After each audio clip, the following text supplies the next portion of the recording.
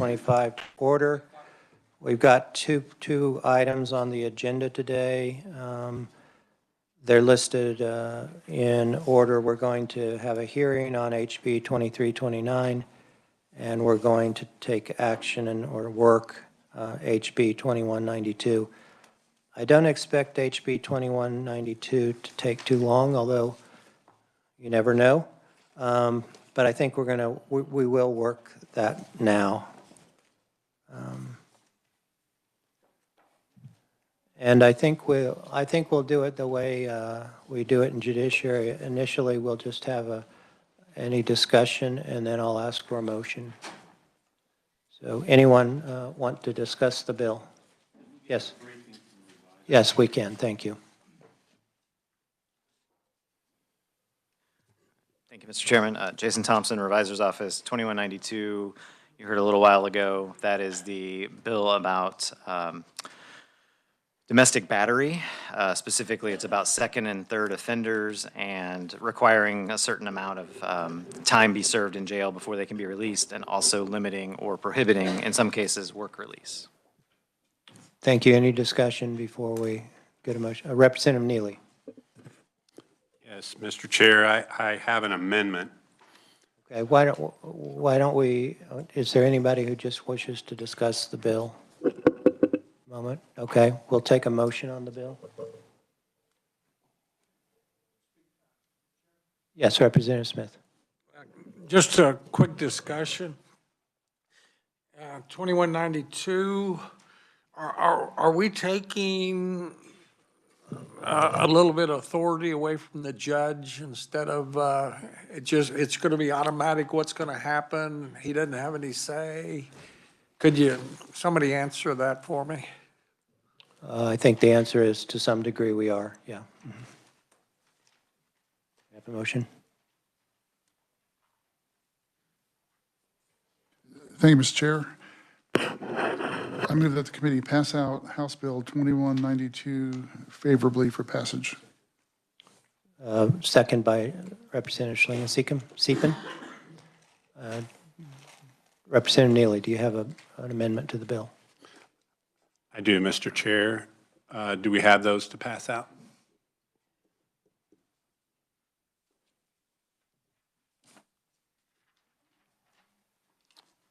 If you want, you can explain your amendment while the bill's being Okay, thank you, Mr. Chair. It's pretty straightforward. What this would do would require people convicted of a first offense to undergo a domestic violence offender assessment on the first offense, as opposed to later on down the road when it's kind of a little too late there. As a condition of any grant of probation, suspension, of sentence or parole, or of any other release, the offender shall be required to undergo a domestic violence offender assessment conducted by a certified batterer intervention program and follow all recommendations by such program unless otherwise ordered by the court. And basically, the Alliance was interested in having this put on there. I wholeheartedly agree with it, so I wanted to turn around and try and get this put in here so that we don't have somebody that's had 2 or 3 convictions already, and then we're trying to do an assessment on somebody. Right. Right. Is there any discussion on the amendment? Representative Carmichael. Thank you, Mr. Chair. I just want to explore a little bit about what the intention here is. The last clause in the larger balloon on page 1 at the bottom says, unless otherwise ordered by the court. The second line of that portion of the balloon says the offender shall be required. So is it shall be required unless otherwise ordered by the court? Or is it shall be required and then who conducts it, et cetera, is unless otherwise ordered by the court? I don't know if that's making sense, but I'm trying to find out, does the court retain its jurisdiction or excuse me, its discretion or not? I would say that it's not. I would ask the revisor, but I think what we're trying to say is that they shall have this done. I'm not sure if that is in regards to something else that would apply to where they would not, the court would have some other reason that they would not be able to give them the evaluation. Jason, if you have any comments on that question, we'd be welcome. Mr. Chairman and Representative, so this is the same language used in the current law for second and third time offenders, so you'll find it on the second page in 2 places. My understanding is under current law, that language is being used as you are required to undergo the assessment. The unless is sort of linked to the following recommendations, because sometimes the recommendations cannot be met because of your disposition. So that's my understanding of how it's applied. I could adjust this one and the other 2 to make that more clear potentially, but I didn't want to upset the apple cart with current law. And if it's still, Yes. I agree with the reviser's interpretation. I also agree with the reviser's logic that we probably shouldn't try to make the changes all over the place, keep the language that we already have. And so that discretion of the court does not apply to ordering the assessment, but rather it has to do with the following all recommendations made by such program. That's where the court, I guess, has discretion. I think that's what I heard the reviser say, and that seems to be a good rule of construction from my perspective. And I'd suggest that if the bill passes out as amended and we still have some concerns, we might be able to talk about a small floor amendment. I'll leave that to others' discretion. I don't have a problem with the concept of this amendment. All right. I just wanted to make sure we had our intent clear, or as clear as we could. I appreciate that. Thank you for the clarification from everyone. Do we have any other discussion on the amendment? You may close. Thank you, Mr. Chair. I close on my amendment. We need a second, actually. Oh. Representative Schlingensieben seconds it, and now you. Now I close. Okay, very good. All in favor of the amendment by Representative Neely, say aye. Aye. All opposed, nay. Amendment passes. We're now back on the bill. Representative Carmichael. Thank you, Mr. Chair. I also have an amendment that is different in character than the last one. With the chair's leave, I'd ask it be distributed. Sure.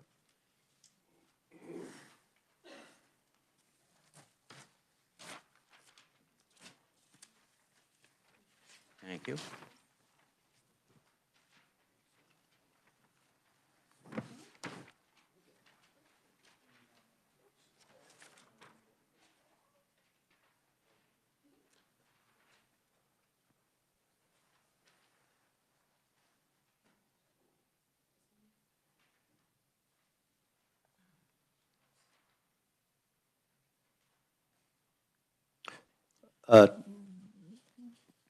So perhaps, well, why don't you explain your amendment, and then we'll ask if there's a second. Okay, do you want me to make a motion at this point? You may do so, yeah. I move the amendment before the chair. We'll take a second now, or if somebody want to listen to the explanation first. Is there a second? Representative Ressman. And I take that as a second for purposes of discussion. I mean, it's kind of hard to have an amendment thrown in front of you and say, I'm entirely in favor of that. During the course of our hearing on this bill, it was pointed out, as I recall, by one of the conferees, that 90 days consecutive imprisonment would not give any time or allowance for time spent in jail prior to a plea because it would not be consecutive time.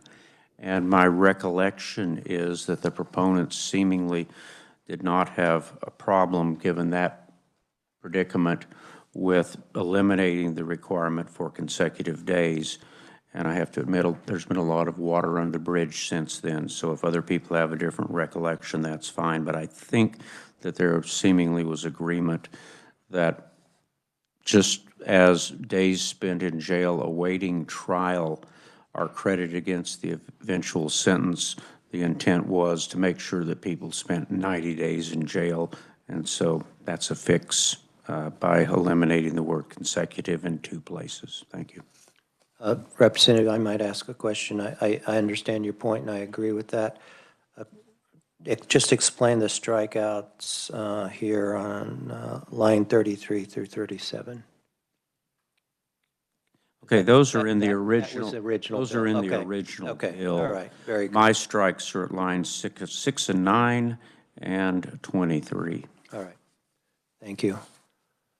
I always get confused when we have. Me too. All right, is there any discussion of Representative Carmichael's amendment? Representative Dressman. I just have a quick question. So if somebody served 15 days and then they got out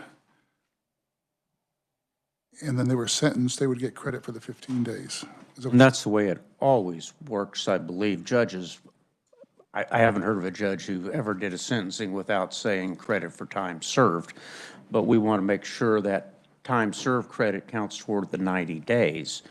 Otherwise, well, I thought of a bad result from all of that, but that's just fairness, that if you're going to count the time somebody spent in jail or waiting trial, it ought to apply to that 90 days.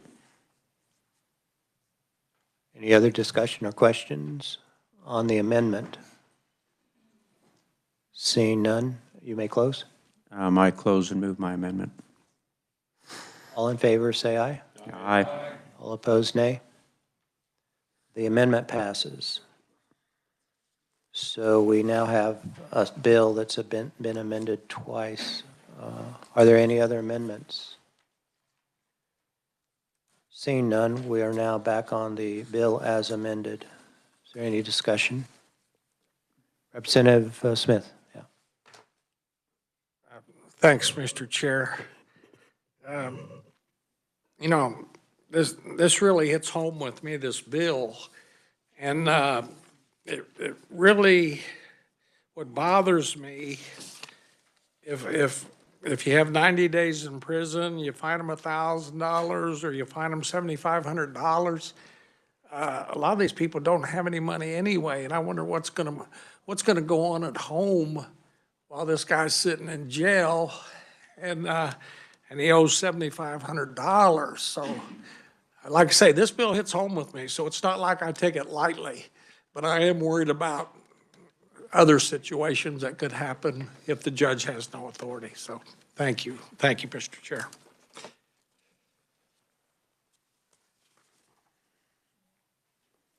Representative Barrett.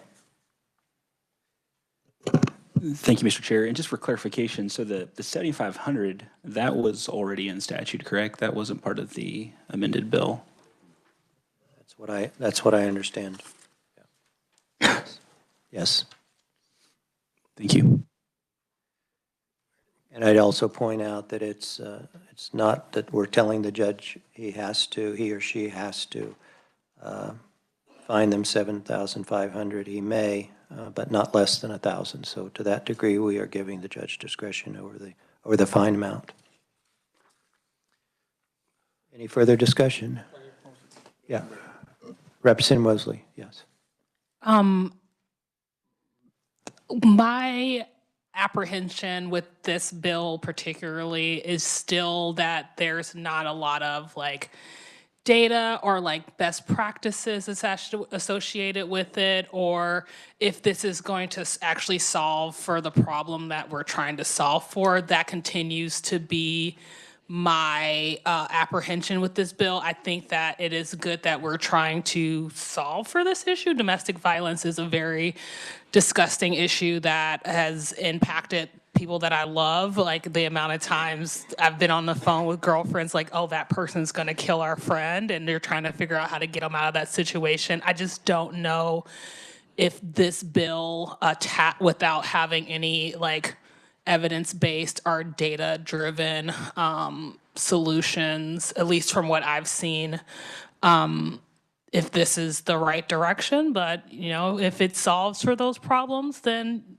everyone's an idiot until they're a genius. And maybe this will be one of those things where I find out that I'm the idiot in the situation. But I do have a lot of concerns about this bill not really being attached to any data or best practices or anything besides vibes and giggles, at least from what I'm seeing from this bill. But thank you. Yes, Representative Schlingensieben. I think to that point, if I may, Mr. Chairman, Representative, the people who are in the room are folks who have been dealing with this problem for many, many, many years, and in a sense, are the ones who came to us and said, hey, we need help with this, and are hoping that this is a help. Hopefully, the data going forward, if we should pass this out of committee and even pass it on the floor, will give us an opportunity to revise that if that assumption is wrong. But somewhere we've got to make a start. Any further discussion? Representative Neely. I just want us to, we're looking at the perpetrator, that we look at it from the other side of the coin there and the victims and the ability to give them maybe a little bit of safety. We're talking about somebody that's on their second or third offense that were, of domestic battery, and not giving them work release, et cetera, to me is certainly not a huge penalty or anything to inflict when we're talking about the kind of crimes that we're talking about. Okay. Do we have any other further discussion? I'm sorry? Yes. Oh, okay. Yes, I thought you were pointing to somebody else. Yes, Oh, no. Representative Carmichael. I even left my mic on, I'm sorry. This problem, the legislature's dealt with it for as long as I've been here and even before. Representative Smith does make a good point that if you take somebody, whether they're no good or not, and you take them out of the home environment and you make it so they can't work and they can't do work release, and then they fall behind in the bills, and then the family who's dependent on this abuser for the income for the family, they end up paying the price too. I'm going to vote for the bill, don't get me wrong, but it's a very complex, multifaceted problem, and despite a lot of people's best efforts for a number of years, we haven't figured out how to solve it. I think this might help a little bit, but and the earlier intervention would be an example of something that might be efficacious, but I'm not sure that keeping these people out of work release, et cetera, in the end is going to accomplish the objective, but I'll go ahead and vote for it and we'll see what happens. Any further? Representative Smith. Thanks, Mr. Chair. I reluctantly am going to vote for it also, but I really believe in Mr. Neely's amendment that they got to be told exactly what's going to happen after the first offense, because if they screw up, it's their fault. But again, a lot of these people maybe are alcoholics, and alcohol makes you do stupid stuff. So, stupid is as stupid does. So thank you. Any further discussion? We'll take closing on the motion. Do we have a motion? Okay. I thought we had a motion on the bill.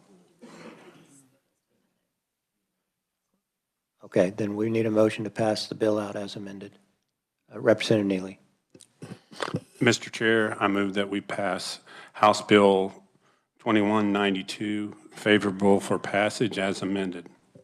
Representative Schwarzenegger is seconding that motion.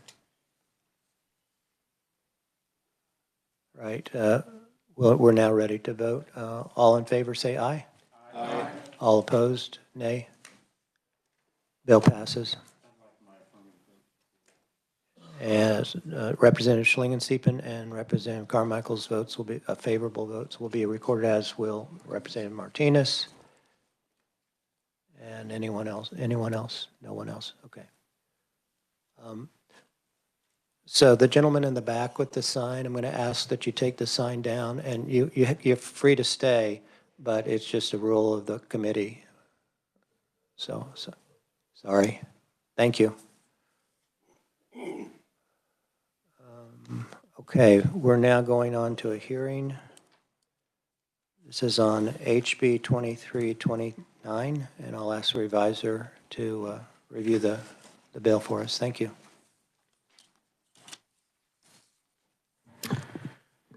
All right. Thank you, Mr. Chairman. As you said, Jason Thompson, Revisor's Office. You have hopefully the bill brief for 2329. I'll try to hit the high points. It does provide for increased placement of juvenile offenders in non-foster home beds in youth residential facilities. It requires the Secretary of Corrections to pay for the costs associated with those placements, and it authorizes the Secretary to make expenditures from the evidence-based programs account of the State General Fund, those monies to contract for those beds in the youth residential facilities. You'll see there are a number of sections in the Juvenile Offender Code that are amended.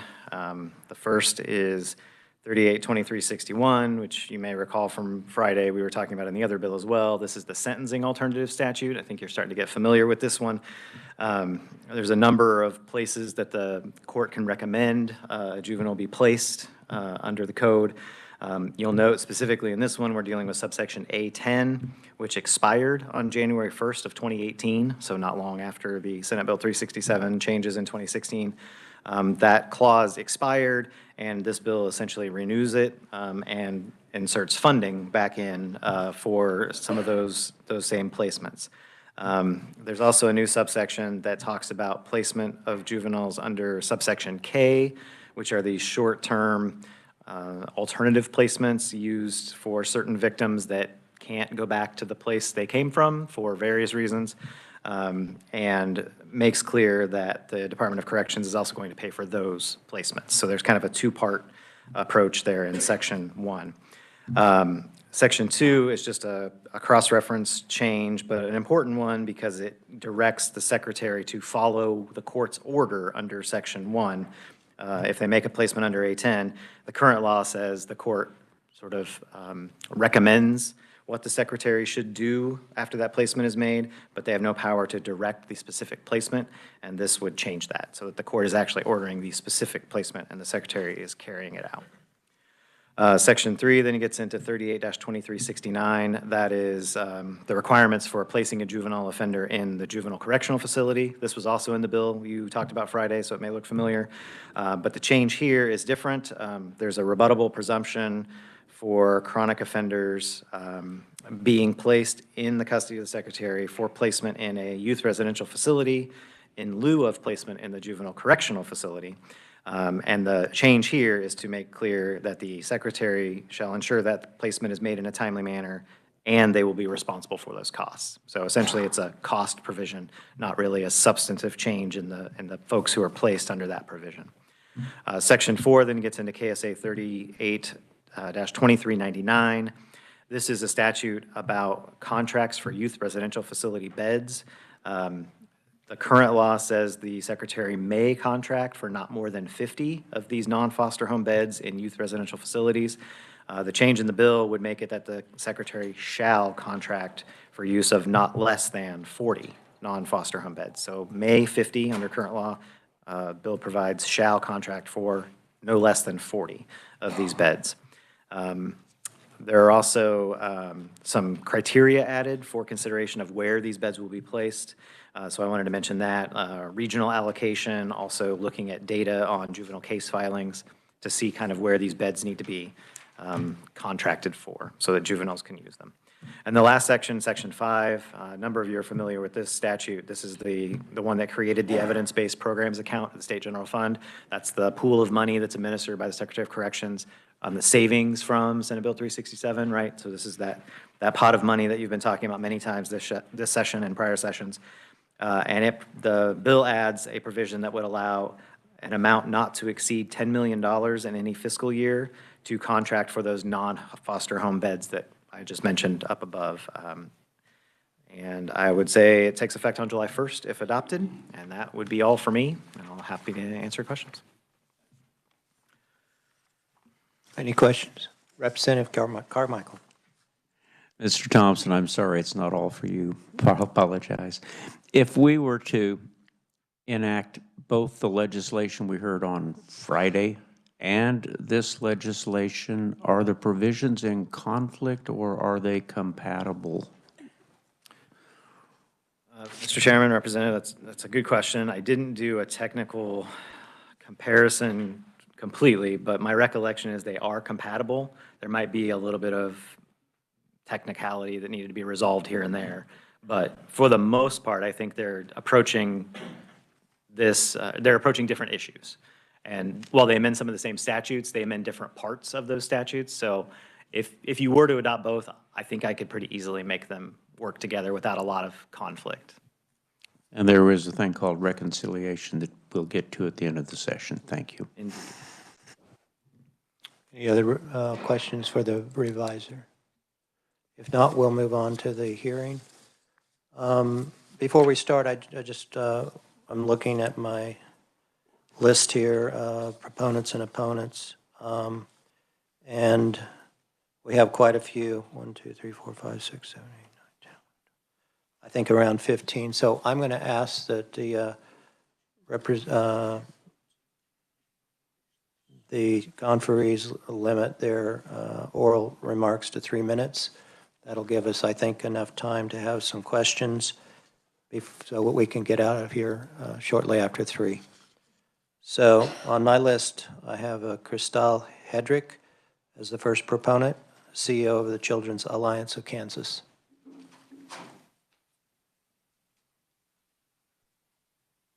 Welcome to committee. Thank you, Chair, members of the committee. My name is Kristal Hedrick. I serve as the CEO for the Children's Alliance of Kansas.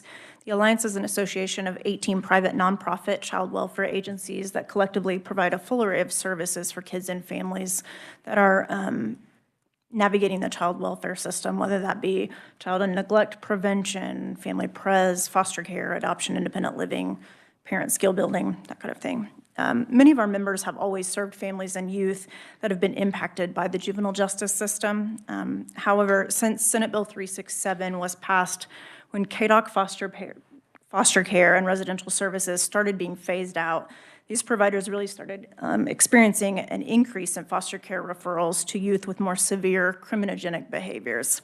While juvenile justice reform closed the door for foster care and residential care in the Department of Corrections custody, the Kansas Child in Need of Care Code still allows for these children to be placed in DCF custody with the secretary when a child is without adequate parental control or parental care. So when these youth enter the child in need of care, SYNC foster care system, the consequences of their behavior enter that system as well. And our SYNC services don't necessarily extinguish their criminogenic behaviors. Kids who are engaging in high-risk behavior are now placing others at risk. Kids that are in foster care to no fault of their own because they have been victims of abuse and neglect themselves. So Representative Mosley asked some questions on Friday around data around these kids. And I think you'll hear from some testimony today about the difficult time we have capturing data for these kids that are in the SYNC system, specifically because the SYNC system is not built to serve these kids independently. So last year around this time, our foster care case management providers did do a look at data. It was point-in-time data where they intentionally ask case managers about their caseloads to try to define which kids had criminal charges, criminogenic behavior, repeat convictions. And at that point, it was just under 10% of all children in out-of-home care. So the average last fiscal year was 5,931 kids in foster care at the end of each month. So just under 600 kids would have been the population we were talking about last year. This year, we haven't had the time to gather that data specifically, but one of our providers who has some sophisticated systems was able to kind of get creative with their data reports. And they were able to identify that of the 1,370 kids that they're serving in foster care, 182 youth meet the following criteria. They have some legal encounter or charge in their level of care. So when they're communicating with foster homes or residential providers, these 182 youth have some sort of criminal history.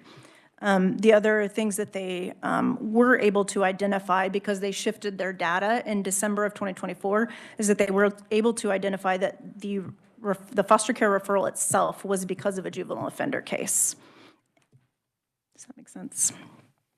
Okay. So in that case, in that scenario for that provider, that number has increased 3% based on the percentage of care the percentage of kids in foster care that they're serving. So that's a 3% increase from the year before. So we just, the Alliance would just like to lift up that we're not serving these kids well in foster care. Kids who enter foster care as an alternative to juvenile justice are much more likely to experience failure in placements, to experience placement disruptions, to require higher levels of care, and to be placed in more restrictive residential or congregate care settings because of their level of needs. So each of these moves makes it more challenging to engage them with the mental and behavioral health services that they need. We struggle to keep them connected to people that are important to them in their communities, thus exacerbating their challenging and unsafe behaviors. So while data reflects the success of Senate Bill 367 for many of our youth that are not getting pulled further into the juvenile justice system, we have to look at the well-being of youth that have been diverted from juvenile justice custody to SYNC custody. So HB 2329 will offer a more targeted juvenile justice approach that is really more appropriate to address juvenile offender behaviors and help keep kids stable so that we can offer them mental health services and supports that they may need. Thank you. Next is Stephen Stonehouse, the Director of Sedgwick County Department of Corrections. Welcome. We have on WebEx. We'll get to that. Is Stephen Stonehouse on WebEx? No? Okay. Do you have his number? Okay. All right. Well, we'll go on to the next one. Angela Hedrick.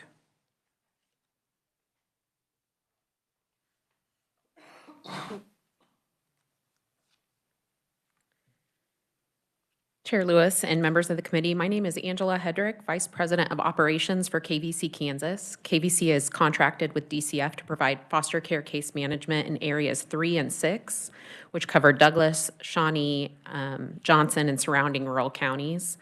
We're also a child placing agency sponsoring foster homes, outpatient behavioral health care services provider, and a residential treatment provider. I appreciate the opportunity to present testimony as a proponent for HB 2329. We agree that the positive impact on juvenile justice practices since Senate Bill 367 include a distinct shift towards diversion and community-based solutions. We believe in those changes. We know that this is a shift in the right direction, and we also agree that extending incarceration time without appropriate prevention efforts and therapeutic services does not lead to improved outcomes. We agree with those viewpoints. However, the development of prevention and general service array continues to be insufficient to meet the current need. An example of this over the weekend, I had direct involvement. In my role at KVC, I'm over our residential and day services program. We're licensed as a YRC2, and we have had to modify our programming to provide day services for youth in foster care who are without a long-term placement. Over the weekend, I had direct involvement in a situation involving a juvenile offender where our time and resources were completely consumed trying to keep other foster youth and the care providers safe. In this situation, a young adult who is 18 and still in DCF custody and has 2 ankle monitors due to offender cases was without long-term placement and staying in our day services program and had to stay overnight because of no other placements being available in the state. This youth didn't want to be told what to do, became dysregulated at bedtime, didn't want to go to bed, ransacked the building, became physically threatening towards staff and the other youth, attempted to physically attack the other youth and the staff to where they had to barricade themselves in a room until police arrived. When police arrived, the youth shut off all the lights in the building, so police had to enter the building in SWAT formation with guns drawn. all while a 14-year-old foster youth was barricaded in another room with staff. This was completely traumatizing for everyone involved. We ended up having to, they arrested the youth, charged the young adult with a misdemeanor criminal property damage. Because he is 18, they ended up releasing him. And because he's 18, they didn't contact KVC. So they released him on his own recognizance. He found his way back to our building and began banging on the door at 3 o'clock in the morning and the windows. We contacted the police again, had a lengthy interaction with the police that I was involved in, and explained that he would be allowed, if he is willing to stay, he would be allowed to stay there. We did ask for law enforcement assistance to get him calmly transitioned into the building, but trying to help law enforcement understand that there are no other options for this young adult. That was very difficult for law enforcement to understand. Ultimately, at our recommendation, law enforcement ended up taking him to KU Med for an acute psychiatric screen. He did not screen in. So KVC ended up picking him up and taking him back to the same facility with the same staff who had endured that traumatizing event, like earlier in the night. That's just one example. That sort of thing happens quite often, where ultimately there is no other option, and the other professionals involved, law enforcement, or others involved, seem to think that there is another option, and there isn't. We spend the majority of our time and resources as a foster care agency trying to maintain or achieve safety and placement stability for this population, which detracts from our ability to provide permanency planning and provide an overall long-term plan, which we talked about on Friday. Like, what is the long-term plan for these youth? And that's where our agency should be focusing on. I'm going to ask you to wrap it up in about 30 seconds. Yes. House Bill 2329 would provide a critical response to this challenge. It would increase placement options for juvenile offenders in facilities that are designed to address their specific need. Non-foster care home beds and youth residential facilities through KDOC would provide an environment that's more effective for juvenile offenders. KDOC is set up to provide more intensive supervision, specialized education services, mental health care through their evidence-based fund, behavioral interventions designed specifically for youth engaged in criminogenic behavior. These placements would allow Kansas to better serve the juvenile offenders and ensure safety and well-being of children in the system, and it would allow foster care case management providers the time to focus on implementation of services towards permanency for families and children who are involved in child welfare, specifically because of abuse and neglect. Thank you very much. Thank you. The next conferee on my list and is, I think, Ms. Melner, you're in opposition, is that right? Yeah, right. And Mr. Bellinger is also in opposition, is that right? Bellinger?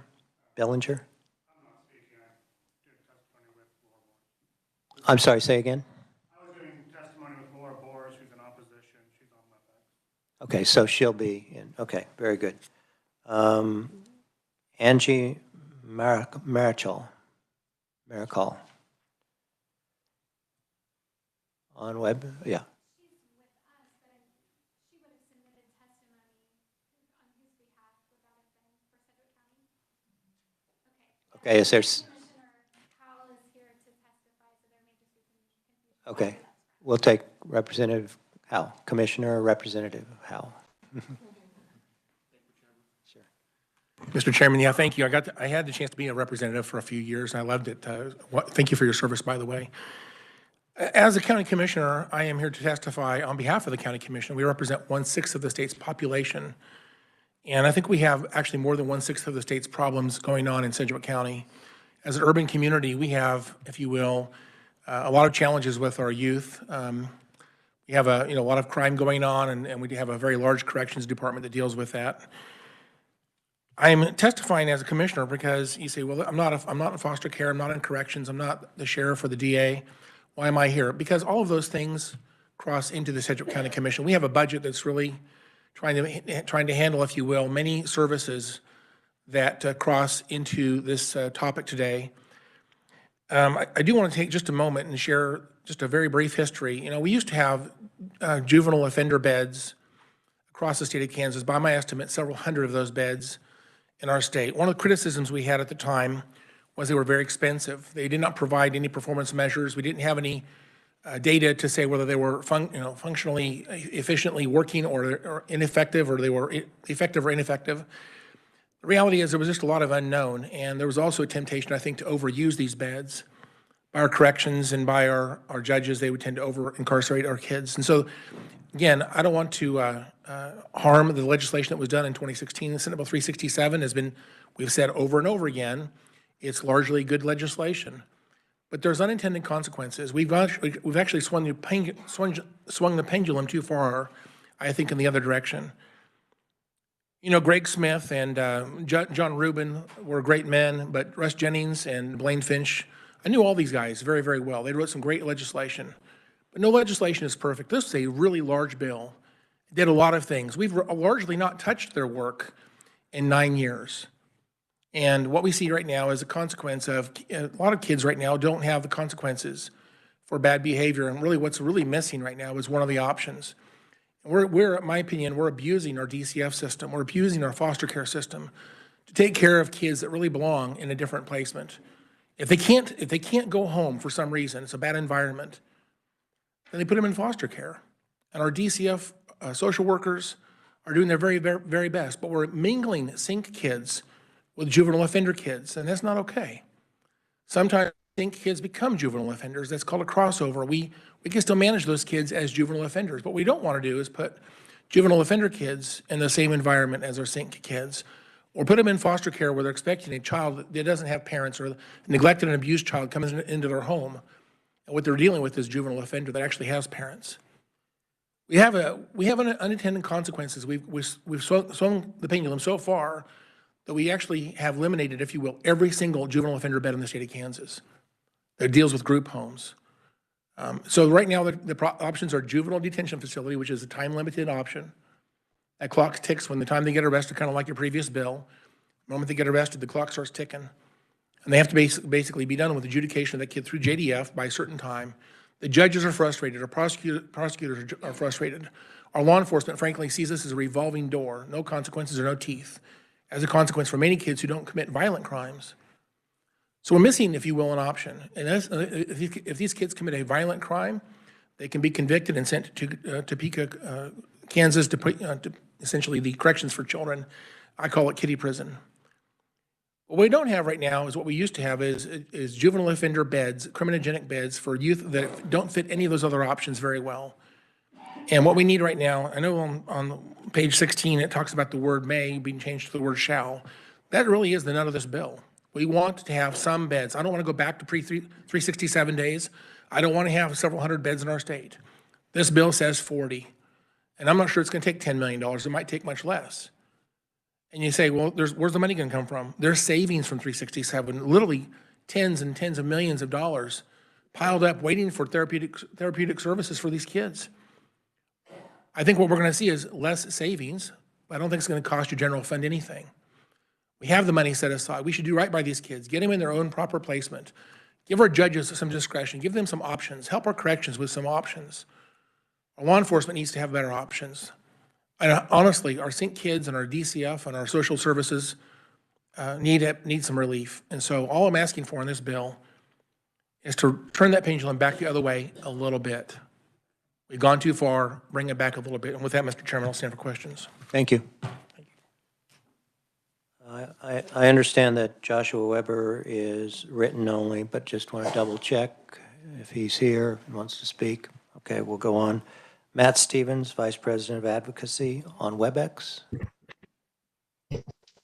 Chair Lewis and members of the committee, thank you so much for your time. Can you guys hear me okay? Yes, welcome. As I was introduced, I'm Matt Stevens. I currently serve as Vice President of Advocacy for St. Francis Ministries, and we are a child welfare provider in the state of Kansas, providing a whole continuum of care. So we have some prevention services all the way through residential, and do a majority of all we do case management kind of in the western part of the state. And so a lot of what I'm going to say is going to sound a little bit like a repeat of what other folks have said, and that is that 2329 does address a very critical gap in the juvenile justice system. The juvenile justice reform eliminated effectively out-of-home placements, but did not eliminate those children from needing to come into care. And so instead, they were diverted to the child welfare system.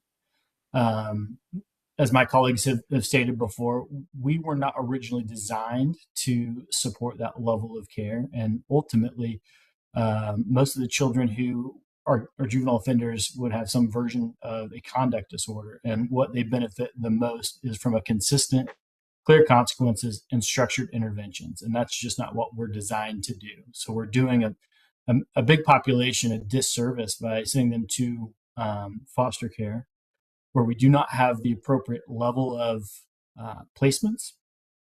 And as such, a lot of our placements who are asking to take these children with criminogenic behaviors are ultimately self-selecting out and making it more and more difficult for us to recruit additional foster homes. So with that, again, I'll give you some time back. I'm really here to just urge you to support House Bill 2329 because it does represent a necessary step in ensuring that the Kansas youth get the specialized services that they need for their behaviors. Thank you. I'll stand for questions at the appropriate time. Thank you very much. Next on my list is District Attorney from the Kansas 10th Judiciary, Stephen Howe, on WebEx.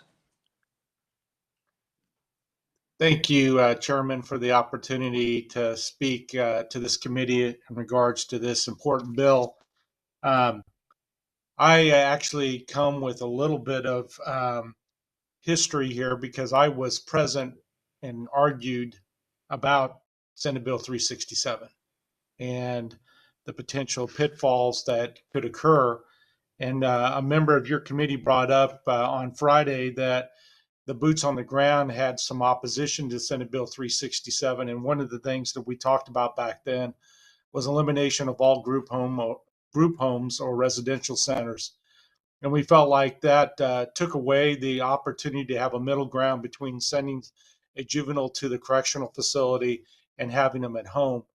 And I think what we know as boots on the ground is that there are some juveniles that continued placement in the home is not something that can work for a variety of reasons. And you've heard from a lot of our foster care system providers that this has been an absolute disaster to have criminal offenders mixed in with child in need of care cases. And so I would ask this committee to pass this bill, give us the middle ground. We never saw it abused, and especially for the rural parts of our state, there are very little or no resources to place these criminal offenders in a more controlled setting for counseling and treatment. Even in Johnson County, we struggle with it in a big metropolitan area, and it's even worse the farther west you go. And so it would help our foster care system be a foster care system to help those kids in need and allow us to have some tools, additional tools to be able to provide assistance to those high-risk offenders who continue to struggle with the proper behavior. It's something that we talked about in 2017. And 367 had a lot of good aspects to it, but this was the one that we pointed out would be a real problem down the road, and I think it's playing out that way. And so I think this committee can really take a very positive approach in correcting this minor, not a minor problem, this small problem in 367, and allow us to have better opportunities to correct this behavior from the criminogenic kids that we're dealing with each and every day. That's all I have, and I'd be happy to answer questions at the appropriate time. Thank you, Chairman. Thank you, Mr. Howe.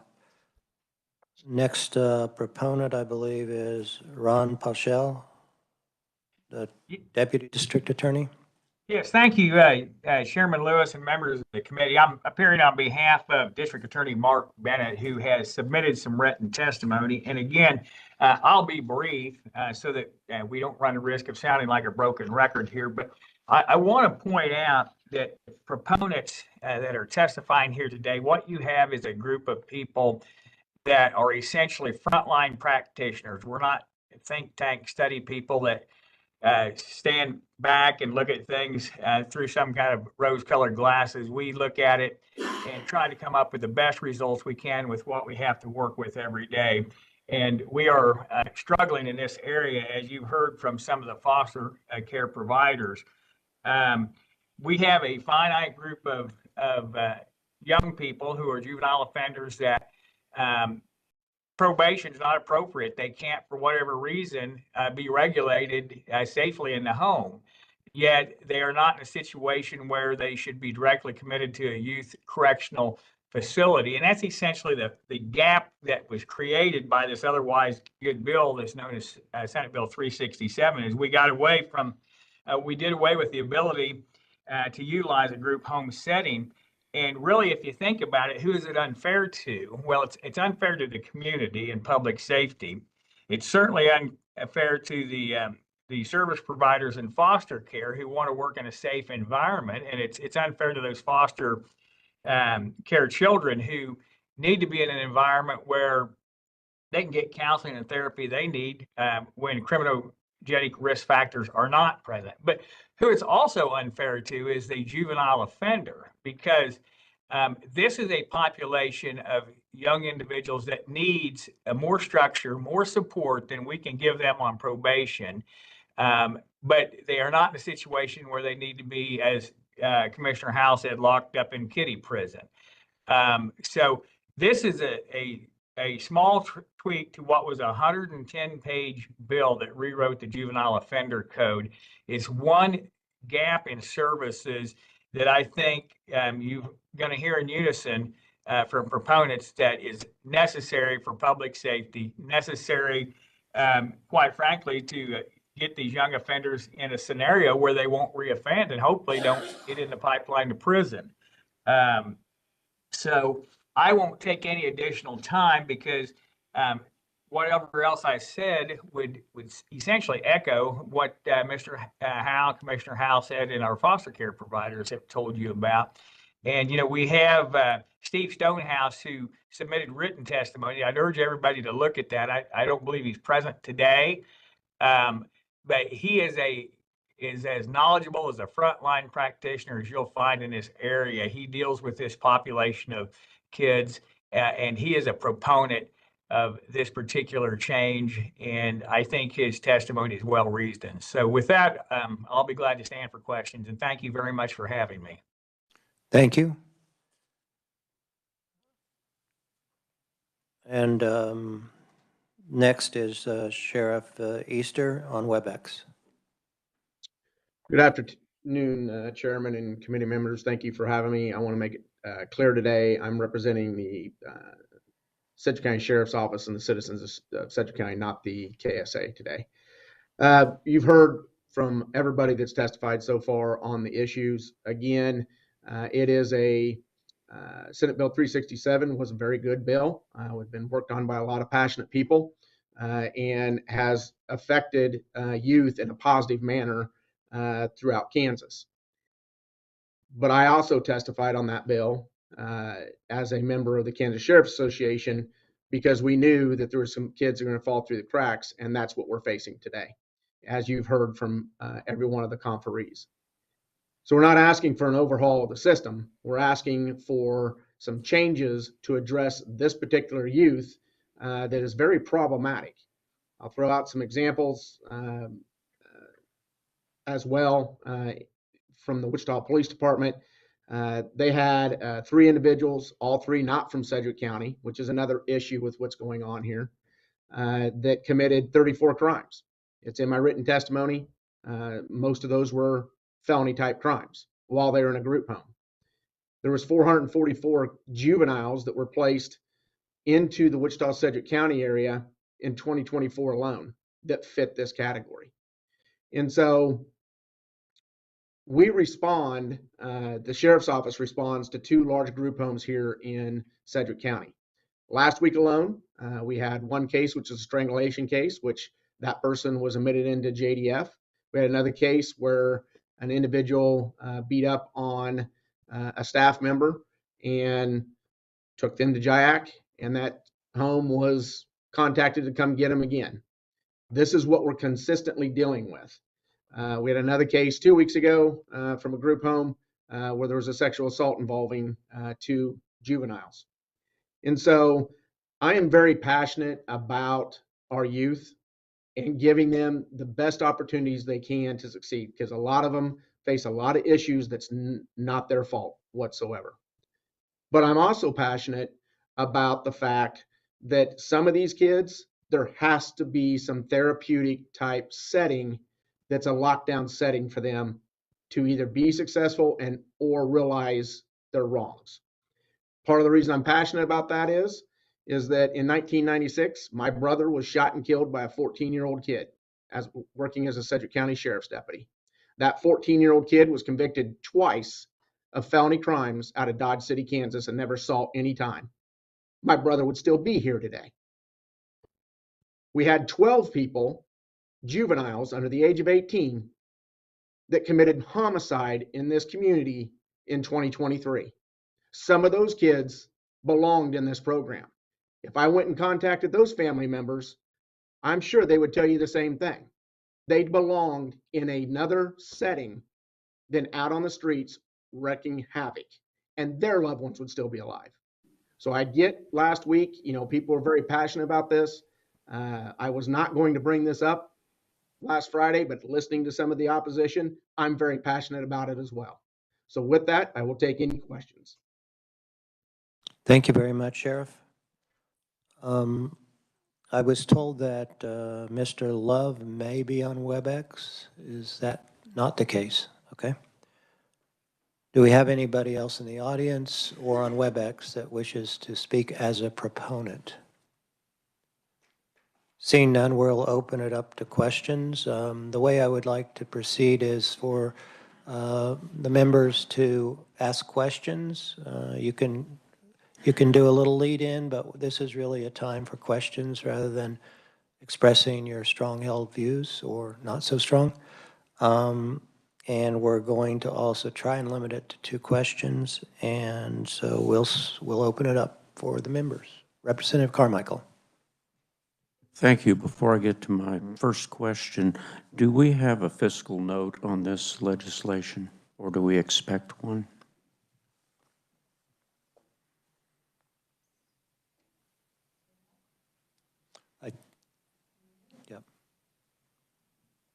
I did not see one on the website. That's why I inquired.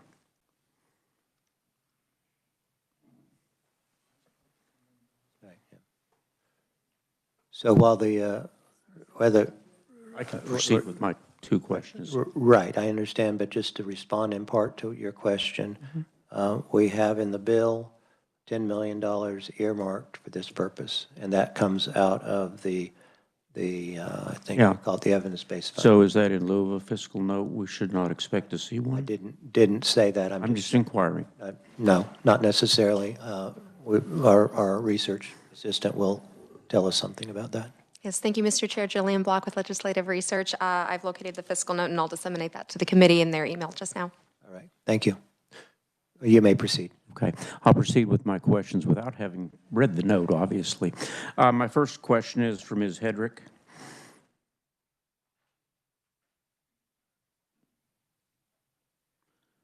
The question or the explanation of the anecdotal report from this weekend is very persuasive. Under this legislation, where would that 18-year-old have been rather than in your facility? How would this change the disposition?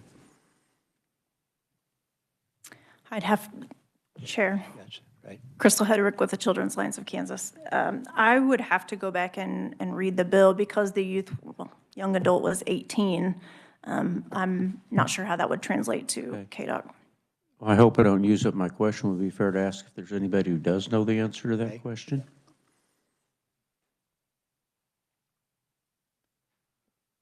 Ms. Miller? Yeah. Megan Milner, Kansas Department of Corrections. If an individual is 18 years old at the time of the offense, they would be charged as an adult. Oh, yeah, I understand that. But this juvenile was 18 years old. He was engaging in what sounds like criminal behavior to me. He wasn't handled as an adult.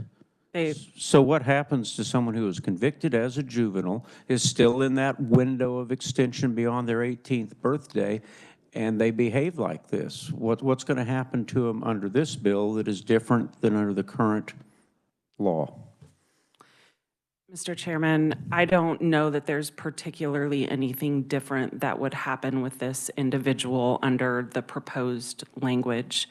Someone who commits an offense could still be referred to the courts for charges related to their criminal offense. So then my second question is, to whoever can answer, why wasn't this juvenile dealt with that way? Why was this juvenile repeatedly returned to KVC? If this person was an adult, they were engaging in criminal behavior, why weren't they locked up in the adult system? Yes, you may. If you. Representative Carmichael? Yeah, yes, please go ahead. The fellow who spoke on WebEx, and then we'll. Ron? Yeah, hi, Representative. How are you doing? Nice to see somebody of my generation who's still working, Ron. And you always see me laugh because it's a computer thing. I'll try, your question has a couple of moving parts to it, but I'll try to answer it for you.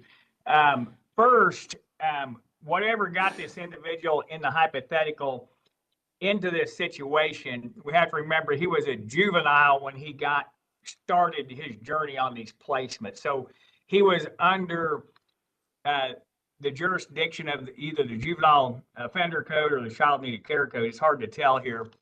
And he could possibly, potentially be under their jurisdiction until the age of 21. So he's in that system already. The question you raise about his continued issues, he may have been violating conditions of whatever supervision he was under. And for whatever reason, even though he may have turned 18, he wasn't charged with new offenses. And, you know, just because somebody violates their supervision or probation, even sometimes in a criminal manner, doesn't result in new charges. You are correct. If he had been 18 and charged and convicted of a criminal offense, then there would be the leverage to impose an adult sanction like adult probation or jail, or if it's serious enough prison. But this individual likely was probably not performing well. He was probably had antisocial behavior, and they were trying to deal with him without any other violations being incurred. I don't know if that makes any sense to you, but he wouldn't necessarily be out of the juvenile spectrum of remedies just because he's 18. I've exhausted my two questions. Thank you. Thank you. The lady in the back there. Would you like to respond to the question? This is Angela Hedrick with KVC. I just wanted to clarify that he was charged with a misdemeanor, criminal damage to property, and just from law enforcement that are on may be able to clarify more, but from my understanding from visiting with law enforcement over the weekend, that wasn't a severe enough charge it caused an arrest, but then it wasn't a severe enough charge to require him to be detained until a hearing. So he was allowed to be released, even though there was a new charge. All right, thank you. Representative Martinez. So would anything in this bill change that or remedy that type of situation? Chair Lewis, Angela Hedrick with KVC. Our hope from this bill is that by KDOC providing placement and services for this population, that they have experience to provide the level of supervision and structure needed for this population, the difference is the supervision and placement services we are able to provide in foster care, combining this population with children who have been abused and neglected, creates a very complicated situation. And so by having some additional options where KDOC, who is has the experience to provide placement and structure and supervision for this specific population, they specialize in that,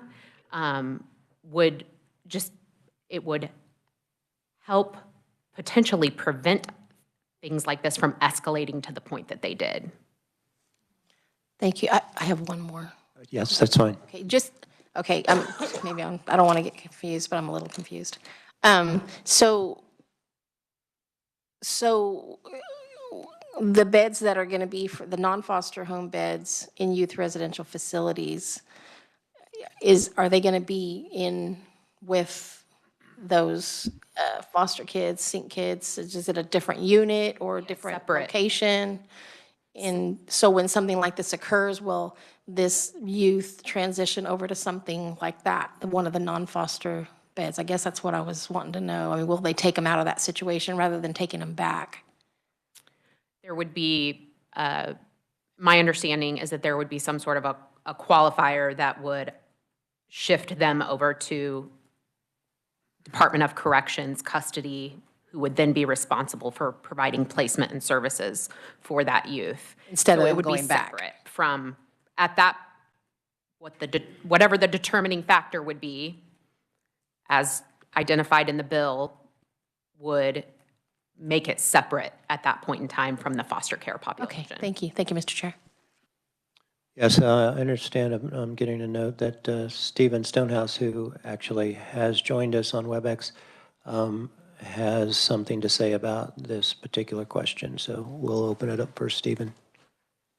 Hello, Chairman and members of the committee. I'm Steve Stonehouse. I'm the director of the Sedgwick County Department of Corrections. And an 18-year-old who is arrested, regardless of where they're living, goes to the county jail of whatever community they're in. What the difference would be in a placement operated by the Department of Corrections is that we would have the violation paperwork for the conditions of the supervision. So he could be held on an affidavit in the jail instead of returning back right away. He'd be held pending a probation violation hearing before the court.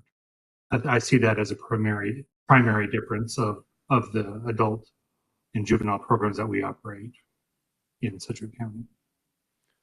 Thank you for that. Mr. Stonehouse, I understand you actually are a proponent and wish to speak to the bill, so I'll give you that opportunity. We are limiting proponents to 3 minutes. Thank you. Like I said earlier, I'm Steve Stonehouse. I'm the director of the Sedgwick County Department of Corrections.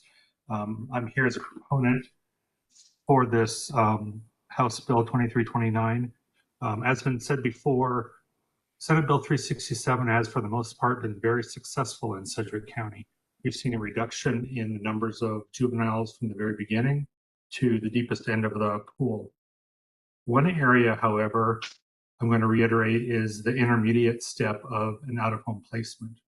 A positive impact of Senate Bill 367 is that we have the opportunity to envision a new type of out-of-home placement for juvenile offenders. In my written testimony, I've included information about the Missouri model of juvenile justice. The Missouri model uses placements that are close to the juvenile's home, are treatment-based, and require family intervention. I think these options would be helpful for the juvenile offender, helpful for communities, and helpful for families as they're focused on the criminogenic thinking and the behaviors that result of those thinking errors. In no way am I a proponent of returning to the old days of hundreds of beds with no outcomes. We need a few number of beds, correctional sound practices close to the juvenile offenders' families, and focused on criminogenic risk and need. I think that these options would have positive outcome on public safety and kids' lives. Right now, it's either probation or the correctional facility. I think that if these beds were available, we would see a reduction. We could see a reduction in the number of kids going to the correctional facility, number of kids going into foster care, and number of kids whose cases are simply just closed because the judges have nothing else to do with them. So I think this is actually enhancing services and offering more to juvenile offenders, like as Mr. Pascal had noted in his testimony. That's all I have to say other than what I've written, and I'll be happy to answer any questions. Thank you, Mr. Stonehouse. So we're back with questions from Representative Mosley. Thank you, Mr. Chairman. My first question is for Children's Alliance. So whoever is easier for them to get out of their seat and make it to the microphone. You talked a lot about your like foster care services throughout this and like how and placement in the house in like your foster homes and how placement is hard.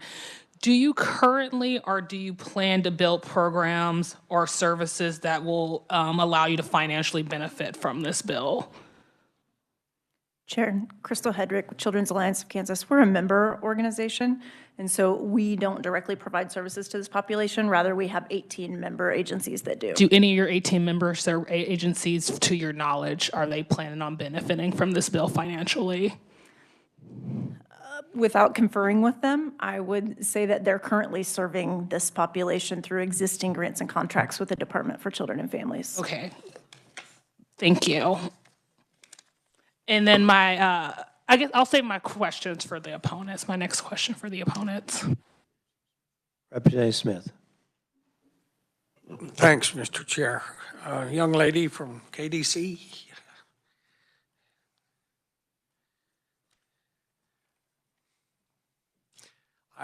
For the world of me, I don't know how you keep your help. Could you answer that? Yeah, Chair, thank you. Thank you for the question. Yeah, it's very challenging. At KVC, we've made a consistent investment in engagement with our staff, and we work with Gallup, and we spend a significant amount of time working to stay connected with our staff and invest our time in them and demonstrate that we care about their well-being. It's very challenging when things like what happened over the weekend happened, and those sorts of things happen consistently since 2016. Over the weekend, I had a staff member who's been with us for 33 years, who has dedicated the last 33 years to serving youth in psychiatric residential treatment settings, and she reached her breaking point. She ended up saying, I can't come back in. We knew that this same youth was going to come back for the night. And she said, I am never been more frightened for my life, and I cannot do it. I need to take a break. And so we had our director of residential services step in for her. But the buck stops with our facility. There was no sending this youth somewhere else. We attempted to get a psychiatric hospital screen. He did not screen in, so he came back to us. I talked to law enforcement about what about charges for crimes against a person for the attempts to physically harm staff and the 14-year-old youth that were present during this incident. And that responding officer was a different responding officer from the original incident and said that I can't go back and change what he was originally charged with. That those responding officers had already decided he would be charged with a misdemeanor criminal damage to property. I can't go back. So yeah, it's extremely challenging. We have staff wanting to leave the field all the time, and we are working daily to communicate to them that we care about them and are worried about their well-being, and that's a priority for us. Thank you. And, Representative Smith. My compliments to you. You know, you have confronted this young man at midnight, then you had to handle him at 3 o'clock. I would be petrified of the young man that's in the house where this guy's coming back, that he could be bodily harmed. So, I mean, I don't know how we let him back in. That baffles me. So, thank you. Thank you. Representative Mosley, your second question?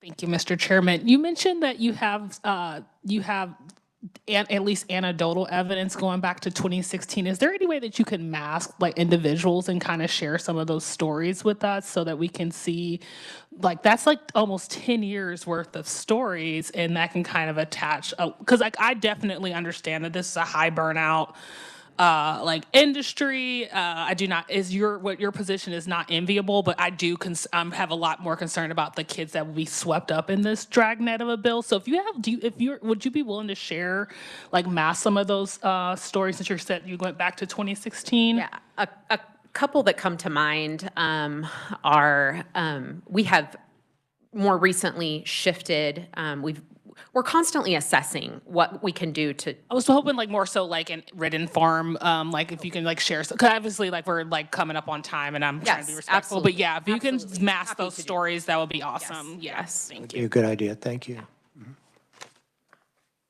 Okay. I think we're going to be able to move on now to opponent testimony. Mike Sonkert, Deputy Director of Kansas Appleseed. Okay, thank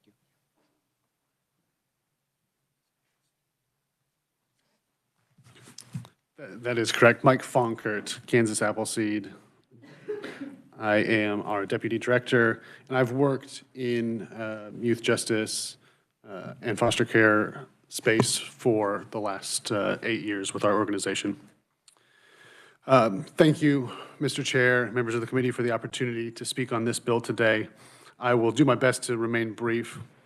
I'll start with a point I made on Friday. Serious consideration should be given to any changes to legislation that was impacted by Senate Bill 367.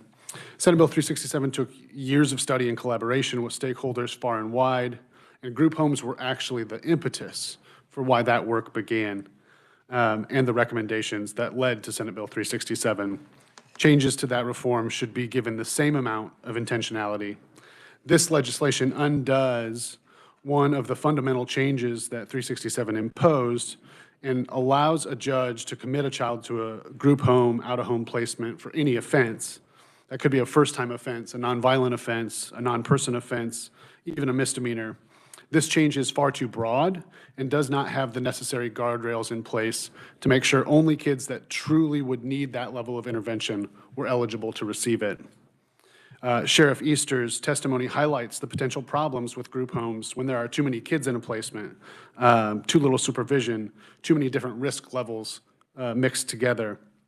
There was also a comment about combining the juvenile justice population and the foster care population, or combining it with kids that have been abused and neglected. For the record, many, if not most, of the kids in the youth justice system come with similar trauma, abuse, and neglect. This legislation should be shared with the Juvenile Justice Oversight Committee, with DOC, with the same group of stakeholders that were collaborative partners in crafting 367 before any big changes are made. The Council for State Governments recently led a Stepping Up work group that issued recommendations. I believe this committee may have even been briefed on those recommendations. For today's consideration, the important elements of that group and their recommendations is that the group consisted of stakeholders far and wide in the youth justice system, including judges and district attorneys, not just from Sedgwick County and maybe Johnson County here today. And no part of their recommendations were to take the actions found in this bill or that of HB 2325. There's also being work done currently in Kansas on a crossover youth practice model that specifically targets this exact population. This effort should certainly be talked with the folks that are leading that effort. HB 2329 also mandates DOC contracts to create a number of group home beds with no cap, leaving the door open for far too many beds and bringing us back to pre-367, where far too many kids were put in out-of-home placement. These changes give me serious concern We need to work together to find consensus with the proponents and opponents of bills like this to find out pragmatic, effective, and positive behavior interventions that are possible to achieve the goals of this legislation. More investment is certainly needed in violence prevention, mentoring, and other community-based services, and we need to look at the wide array that we need to invest in rather than just expanding this group home option. Also problematically, HB 2329 allows for DOC to spend up to $10 million per year of the evidence-based programs account. That fund is already on its way to being exhausted within only a few years, not including that allocation. So my question for the committee would be, if we did create these beds with that funding, what would the plan be to make sure that they were sustainable into the future? I think that's a real consideration and something that could be thoroughly discussed with stakeholders in a more careful I ask you to wrap it up, conversation. please. Thank you. Thank you. Last, just reiterating, careful consideration with a wide group of stakeholders to ensure that proper guardrails exist to achieve the proper level of intervention for each child is the only way to improve our youth justice system and make sure that we get it right. And currently, this bill does not embody that effort. Thank you. Thank you. And the next opponent, I believe, would be Megan Milner from the Department of Corrections. Welcome.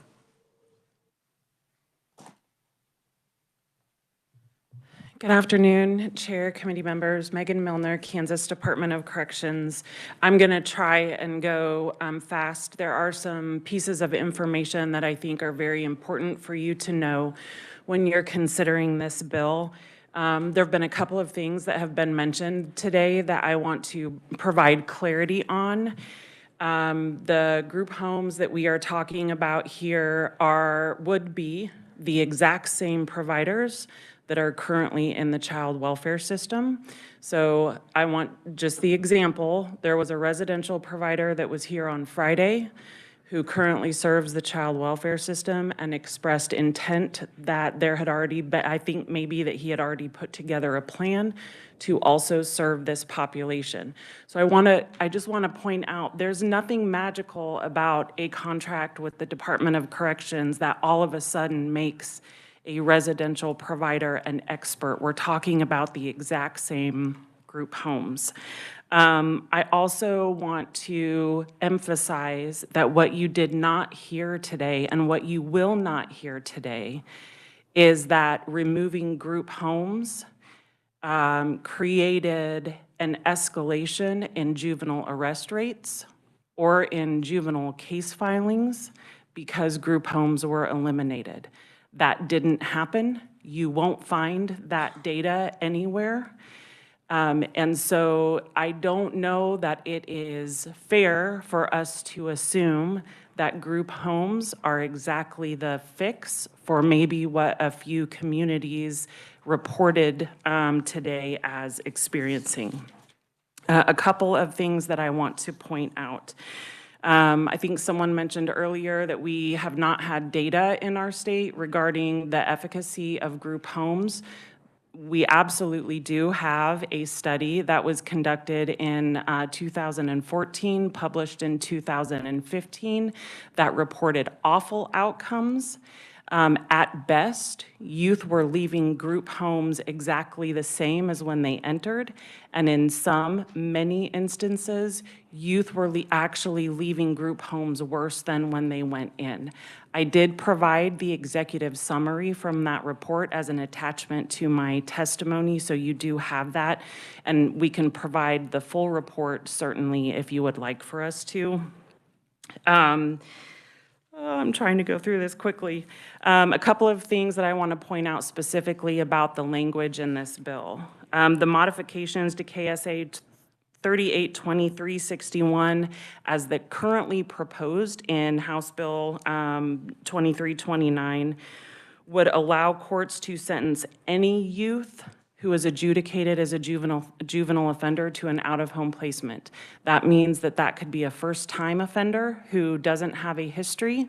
That also means that that could be a misdemeanor offender, and courts could then sentence that youth to out-of-home placement. This actually reinstitutes what's called the case management level of supervision, which was something we had prior to Senate Bill 367. At that time, we had over 1,000 kids who were in the custody of the Secretary of Corrections. And I want to make sure that I point out that of those youth, 90% of those kids who were in KDOC custody had 2 or fewer prior adjudications. So we're not talking about serial juvenile offenders. We're talking about kids who maybe had 1 or 2 prior adjudications, and the court went ahead and placed them into the custody of the Secretary for out-of-home placement. It is reasonable to assume that if the language in this bill passes as it is, we're going to see that custody population double, maybe even triple over the next few years. When the statute the statute that authorizes DOC to contract for 50 beds, we have put out 2 RFPs over the past few years. The first time we received 1 bidder, and that person or that agency was already under a corrective action plan and therefore could not be awarded the bid. The second time we put out an RFP, which would have been in 2020, we had 0 bidders.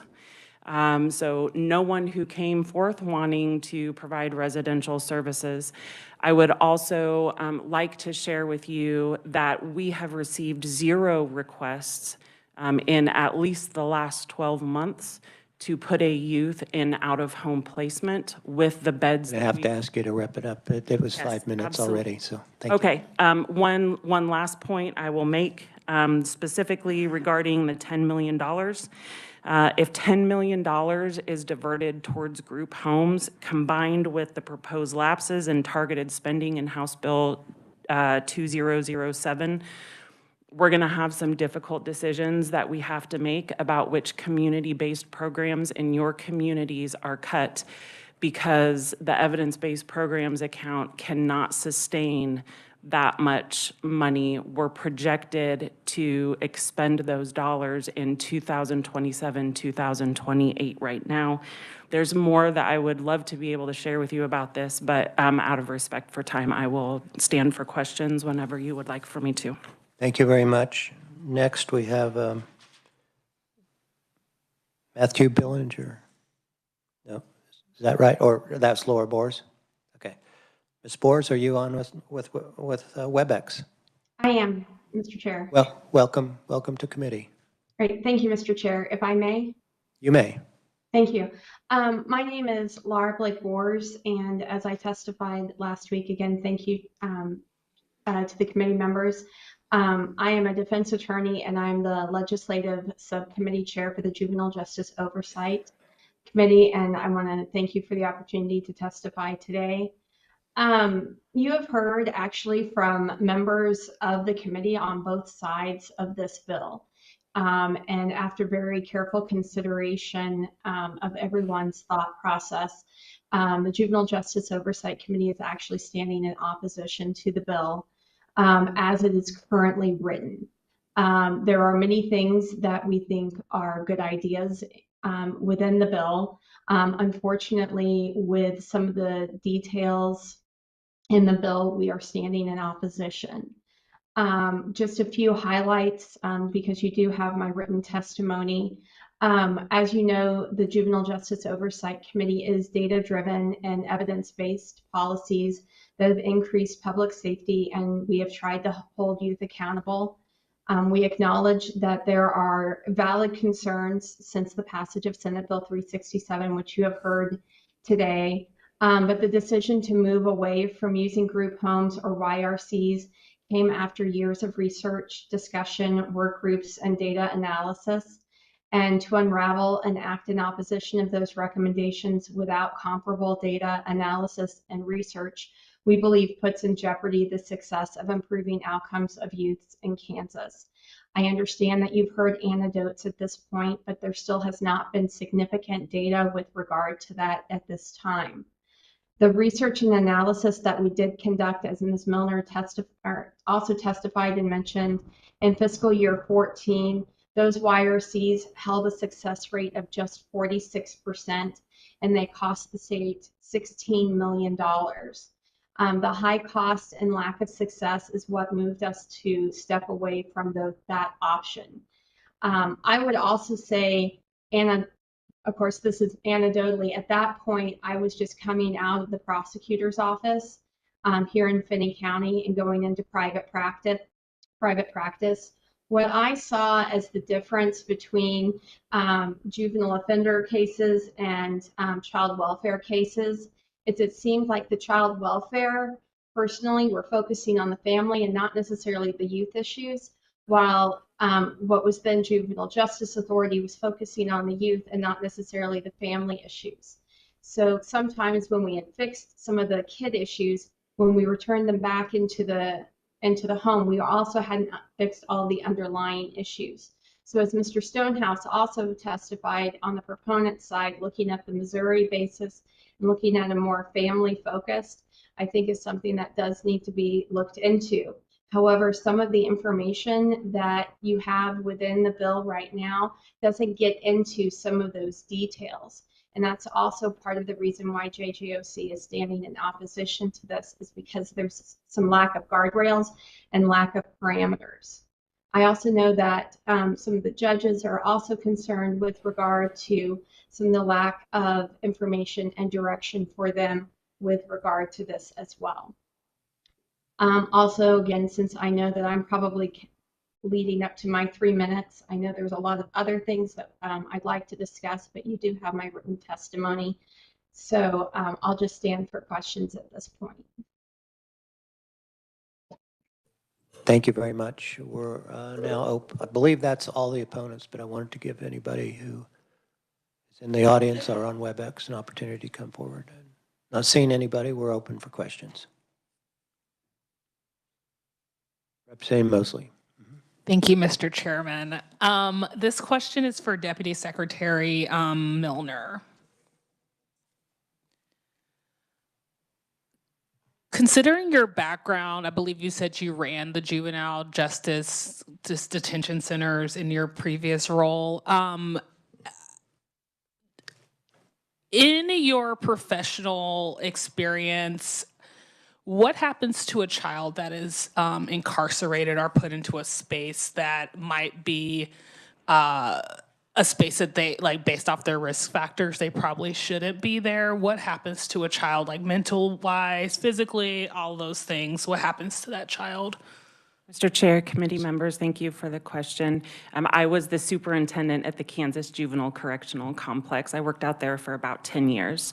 So research and evidence tells us that when you take a youth who is low risk, who doesn't have a lot of criminogenic or crime-producing risk factors, and you put them into close proximity, whether it's groups, residential placement with someone who is high risk and has lots of those crime-producing factors, what happens just about every time is that low-risk youth becomes high risk.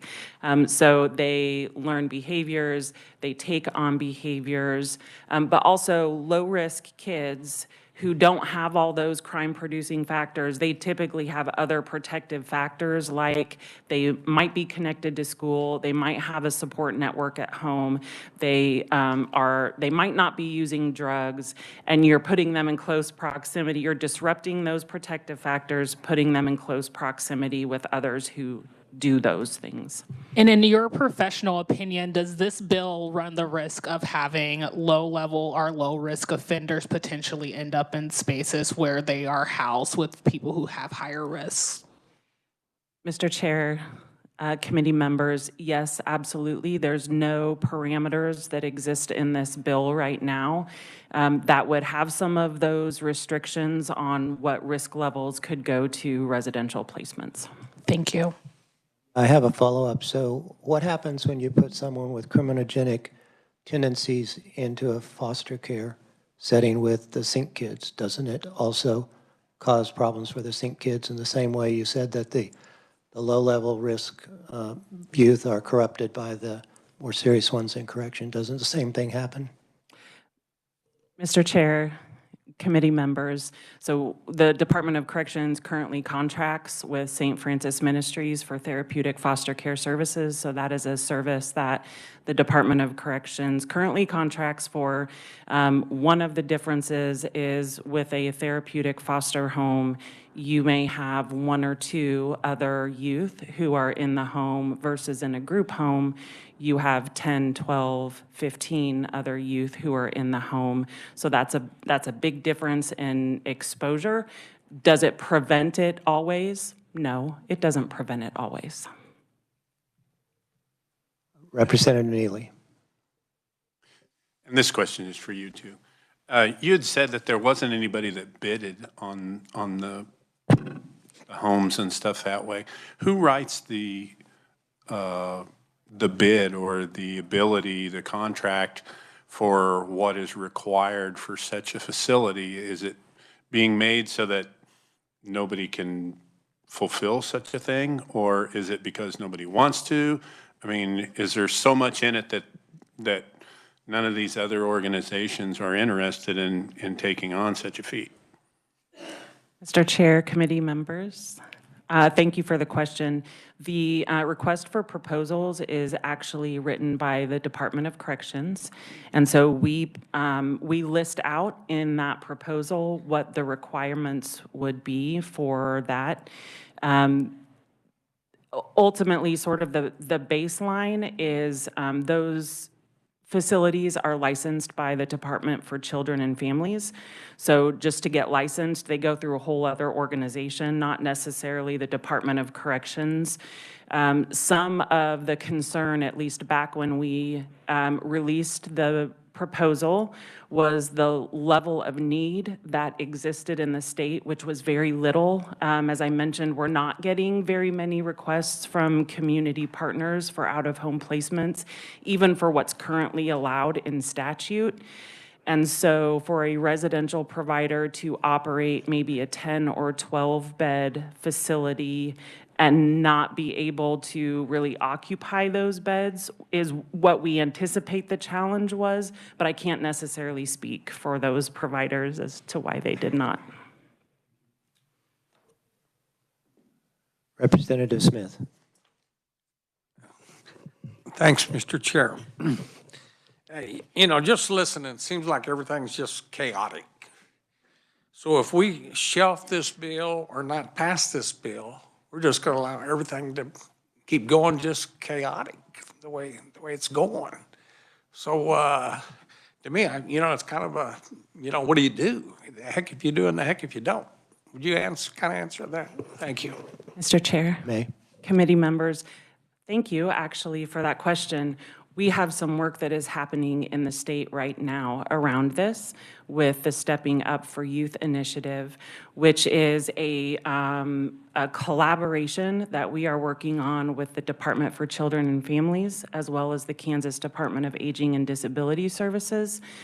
What you heard Mr. Fonkert say was that as a part of a statewide assessment that they did here in Kansas, we didn't hear anyone, stakeholders, people who work boots on the ground, who are doing the work, no one said, we need more group homes in Kansas. What they did say, though, was kids and families need more accessibility to community-based services that address their needs. That is what we overwhelmingly heard from across the state.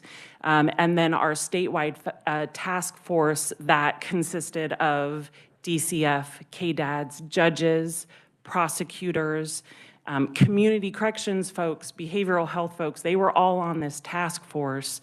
The current goal is we're working with these other agencies to create a statewide initiative that specifically targets the evidence-based programs dollars to support community-based, the expansion of community-based services. So the dollars that we're talking about in this bill, with moving those to group homes, those are some of the dollars that we're trying to strategize around right now for how to create and increase access to those services in your communities. So there is work that is happening right now that's around this population that we're talking about, that's a frustrating, difficult population to work with. There's some work that's happening in Kansas around that. Representative Carmichael. Ms. Milner, I appreciate you being here. Obviously, you are boots on the ground with lots of experience. I listened to the story that we heard, though, from KVC about somebody who's no longer under 18, but they're under adjudication, I take it, for something that happened before they were 18.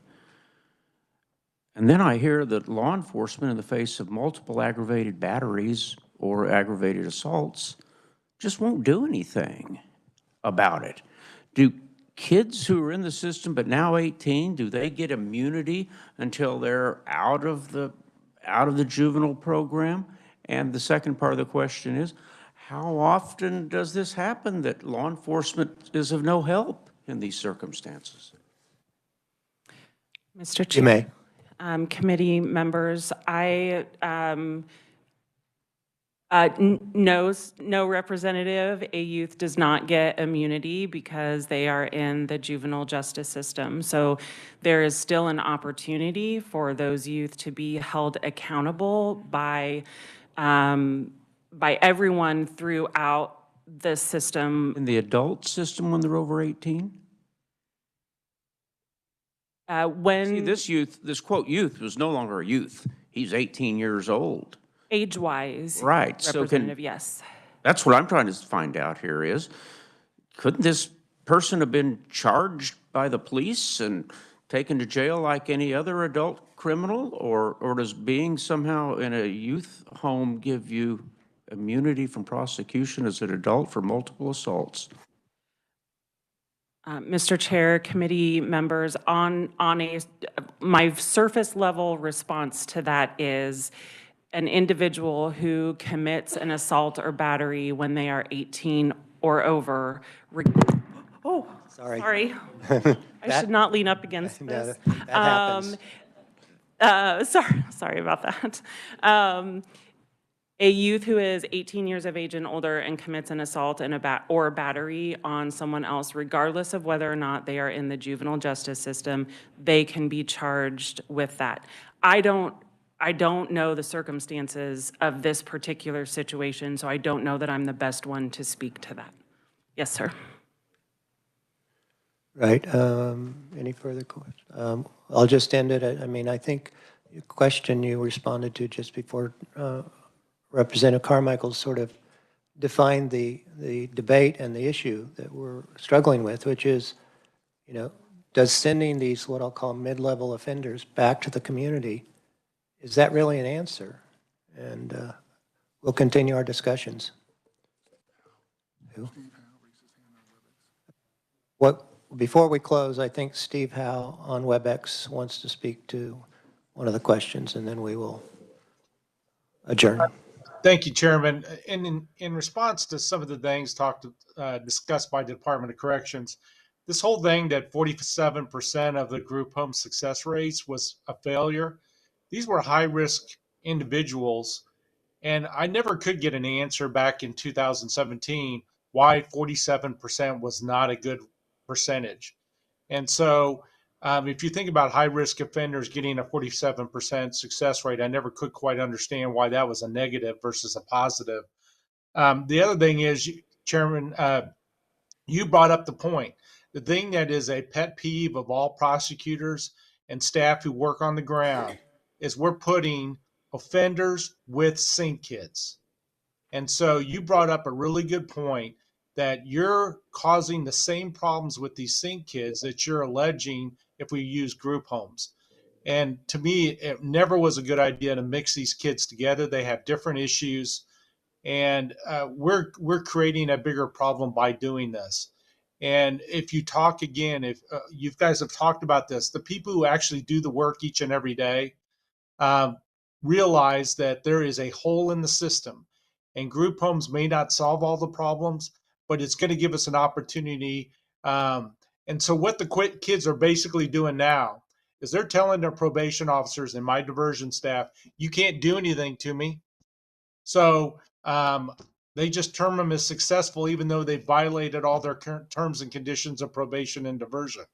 That's the reality, because there's no other avenue to place these kids in a higher structured situation. So the kids have figured out and are gaming the system. And the Department of Corrections does not want to acknowledge this. And that is what's happening on the boots on the ground. So thank you for your time. Thank you very much. Thank you to everybody for your participation in a very important debate. I don't think it's a surprise that this is the issue, most important issue that this committee will address in this session. And so I appreciate very much everybody's input, and we will be adjourned.